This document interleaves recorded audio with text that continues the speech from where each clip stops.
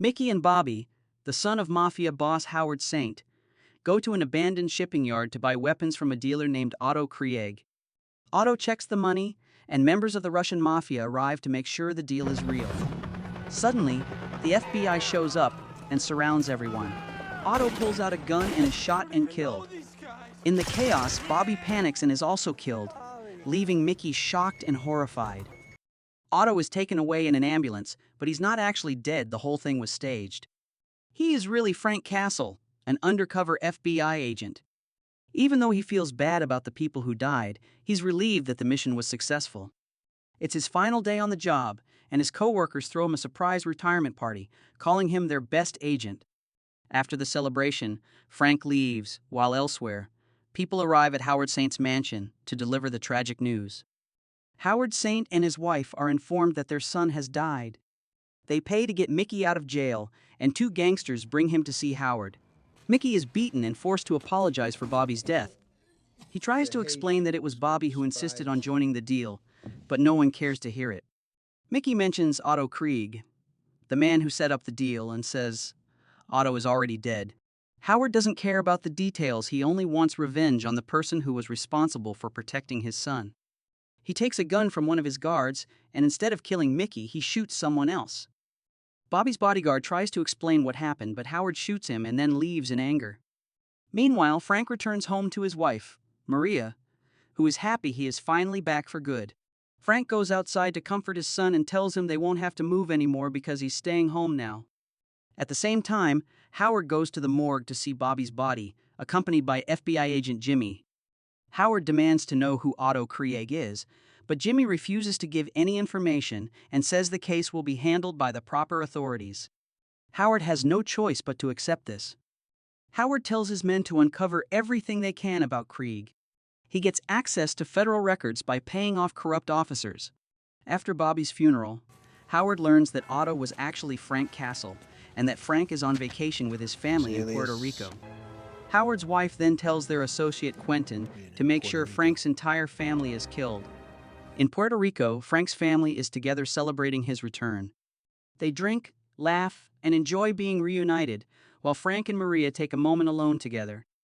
The next day, Frank and his wife talk about the idea of having another child. Their son gives Frank a second-hand t-shirt that's supposed to protect him from evil, a black shirt with a skull on it. Later, the whole family gathers at the beach, not knowing that armed men are on their way to the resort. While Frank and his father are looking over their guns, shots suddenly ring out. The family is attacked and tries to escape, but many of them are killed as they run. Frank and his father grab weapons and manage to kill several of the attackers. Maria and their son hide on the beach while Frank and his father fight. By the time they reach the beach, everyone else is already dead. Frank's father is shot, and Frank fights with one of the attackers. Meanwhile, Maria and their son see a van and try to escape, but Howard's men chase after them.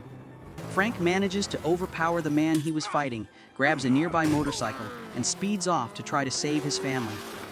Maria tries to get away while the men chase the van and shoot at it, trying to force it off the road. One of the tires is hit, and the van flips over and crashes. Hurt but still alive, Maria crawls out with her son and calls for help. They see Frank Sr.'s boat and run toward it, but the attackers catch up to them and run them down with their vehicle. When Frank reaches the docks, he discovers his wife and son dead. Overwhelmed with grief, he holds their bodies before seeing the attackers speeding toward him. Frank shoots at the attackers, but he gets hit in the arm and leg and falls to the ground. The men grab him, and Bobby and his twin brother John beat him badly. They drag Frank to the edge of the docks, shoot him, then pour gasoline, and set the area on fire. The explosion blasts Frank into the water. Even though he's seriously hurt, he manages to survive, pull himself to shore, and then collapses unconscious on the beach. Frank is saved by a local fisherman named Candelaria. Meanwhile, Howard and his wife celebrate getting revenge, together with Quentin and John. During the celebration, Howard talks about business while Quentin dances with Olivia, and Howard starts to distrust how close the two of them seem. 5 months later in Puerto Rico, Frank has fully recovered. Frank, now determined to avenge his family, gathers his father's weapons and gets ready to leave. He notices the shirt his son once gave him and pauses. He thanks Candelaria, who wishes him luck. Frank responds that God won't help with this. He then travels back to New York and moves into an abandoned apartment. Frank starts getting ready for his revenge by placing weapons and traps all over the building. He also buys a 1960 Pontiac and upgrades both the engine and the exterior to make it bulletproof. His neighbors Joan, Bumpo, and Spacker Dave notice how strange he acts and wonder what he does, but they are too scared to ask him about it. One night, as Mickey is leaving work, Frank captures him and takes him back to his apartment, chaining him up. Frank threatens to kill Mickey if he doesn't give him information about Howard. Mickey doesn't understand how serious Frank is until Frank lights a torch right next to him. Frank pretends to torture him by heating a piece of steak with the torch, then pressing a cold popsicle against Mickey's back. The heat and sudden cold trick Mickey's mind into thinking he's being burned. Mickey screams, convinced he is being burned. The loud noise scares the neighbors, who quickly go back to their rooms. Terrified, Mickey starts talking and reveals information about Howard's money laundering operations. When Frank finally lets him go, Mickey is shocked to find out he was never actually burned. Angry and resentful toward Howard and his family, Mickey decides to help Frank. He also tells Frank that Howard's wife is the real mastermind behind their business. Frank starts following Howard, his son John, and Quentin, and learns that Quentin is secretly attracted to men. To send a bold message, Frank takes his own headstone from the cemetery and leaves it on Howard's golf course. This marks the beginning of his plan for revenge. Frank goes back and confronts Jimmy and the police chief, asking why no one has been held responsible for his family's murder. But because Howard has so much power and control, the authorities can't do anything to the killers. Angry and determined to get justice himself, Frank breaks into the place where Howard keeps his money. He knocks out several guards and forces the others to gather all the cash. Frank cuts open the glass and orders the men inside to throw the money out the window. Outside, crowds go crazy as cash falls from above. Meanwhile, Howard meets with Quentin and John, confused and frustrated that Frank is still alive. Shortly after, two Mafia brothers show up, furious because the money Frank threw out the window worth $50 million actually belonged to them. The Mafia brothers demand that Howard return their money, then they leave. Back at the apartment, Joan locks herself in her room while her abusive boyfriend pounds on the door. Bumpo and Spacker try to protect her, but the boyfriend ends up attacking Spacker. Frank steps in, punches the boyfriend, and forces him to leave. Joan comes out and thanks Frank for helping her, and also apologizes for the loss of his family. Later, Frank finds Olivia, creates a fake fire hydrant next to her parked car, and then tows the car away. Frank uses a voice changer to call Quentin and threatens to reveal his embarrassing photos to Howard unless Quentin meets him at a hotel with $5,000. At the hotel, Frank parks Olivia's car in a handicapped space so she will get a ticket. He waits for Quentin to show up, then drives Olivia's car back to where it originally was. Meanwhile, Howard is trying to find Quentin. Mickey tells him that he saw Quentin at a hotel. Later, when Howard hears Quentin and Olivia laughing together, he asks Quentin where he was. Quentin lies and says he was there the whole time, insisting that Mickey must have been wrong. Later, Frank goes to the diner where Joan works. Bumpo and Spacker are there as well. A man enters, sits down, and stares directly at Frank. He then takes out a guitar and sings a song he says he wrote for Frank, one he intends to play at Frank's funeral. After that, Frank waits near a drawbridge. Suddenly, a car crashes into him from behind. The same man from the diner gets out and starts shooting, but Frank pulls down the metal shutters for cover. Frank manages to escape the gunfire, but he almost hits a girl while driving away.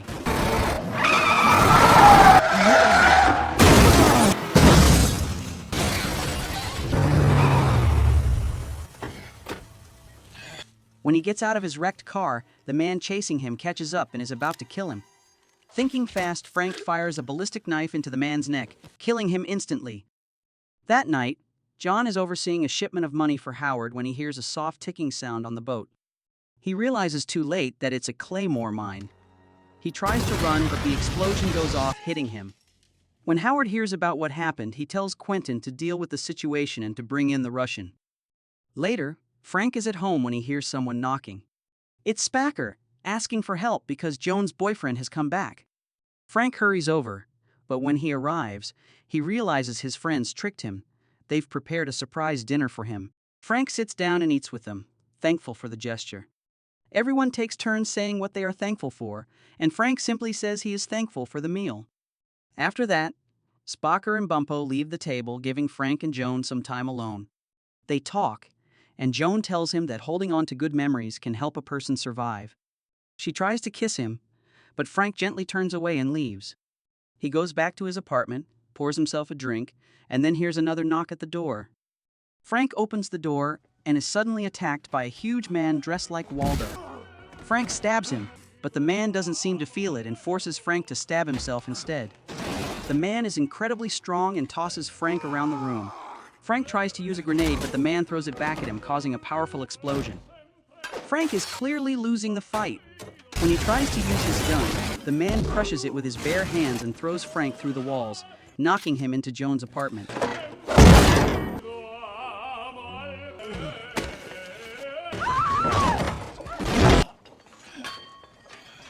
Desperate, Frank throws boiling water into the man's face, then tackles him over the stair railing, sending them both falling. The impact kills the man. Spocker, Bumpo, and Joan carry Frank back to his apartment. They give him alcohol to help with the pain and stitch up his wounds. As they finish, Spocker sees John, Quentin, and two other men arriving outside. They quickly hide Frank just before the men burst into the apartment. Only Spacker and Bumpo are left in view. Quentin demands to know where Frank Castle is, but they refuse to answer. Quentin sits down in front of Spacker and begins questioning him. The tension rises because everyone knows how violent Quentin can be. When Spacker still won't speak, Quentin starts ripping out his piercings one by one. The men leave without getting any information. Howard later learns that the Russian has been killed and tells John to gather all their men because they are going after Frank. Meanwhile, Frank, who had been hiding in the elevator shaft, climbs out and quietly kills the guard who was supposed to be watching him.